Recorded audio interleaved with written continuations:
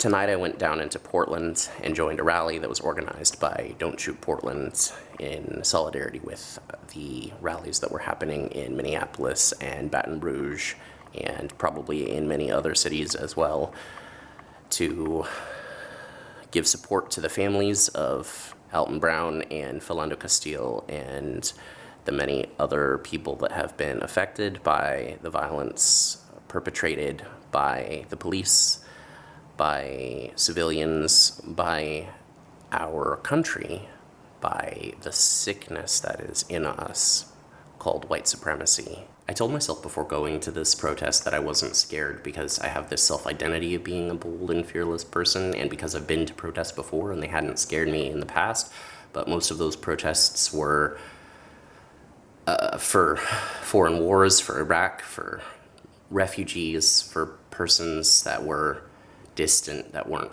right there with me, in front of me, alongside me, shouting out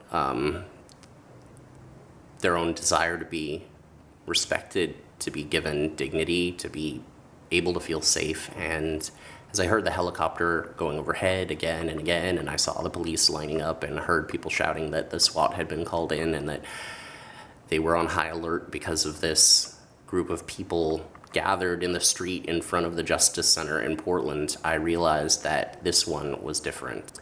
These people's lives, the Black men and women who were with me at this protest, our country has made their lives so cheap.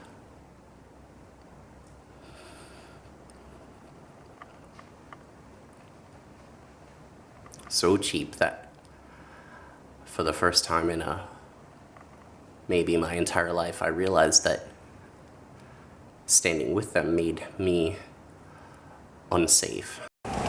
We wonder, is this gonna be our last day? Come on. Yeah. We wonder, am I gonna see my family again? Some of y'all have never had to feel that. No. You've never had to have the conversation how to act. Nope. What y'all need to know is that Pioneer Square is not enough. Right.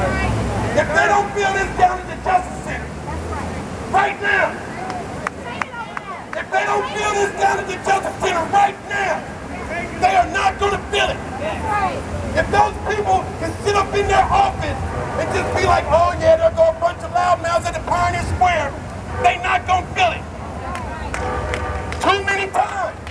We have to deal with this. We got to go turn on the TV and we got to see black people getting shot for nothing. And that happens to all of us. Because some of y'all, we don't have to read the history books to know what happened to black people. We can just go back and talk to our grandmother and our great uncle, and they can tell us what happened in our own family. Not that long ago.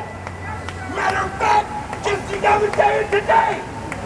And then on the way home from the protest here in Portland, I saw that in Dallas there were some police who were shot. And I can't tell you what you should think about all this or which media narratives you should believe or waste your time with any platitudes about how precious every single life is. I don't know. I don't even know if I'm gonna post this. It feels a little bit like, Senpai, notice me.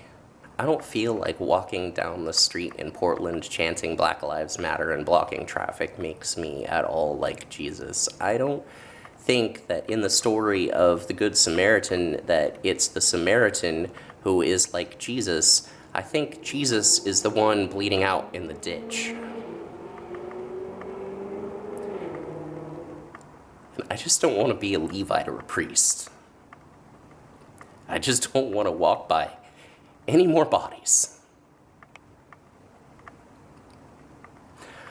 I don't want to walk by any more bodies.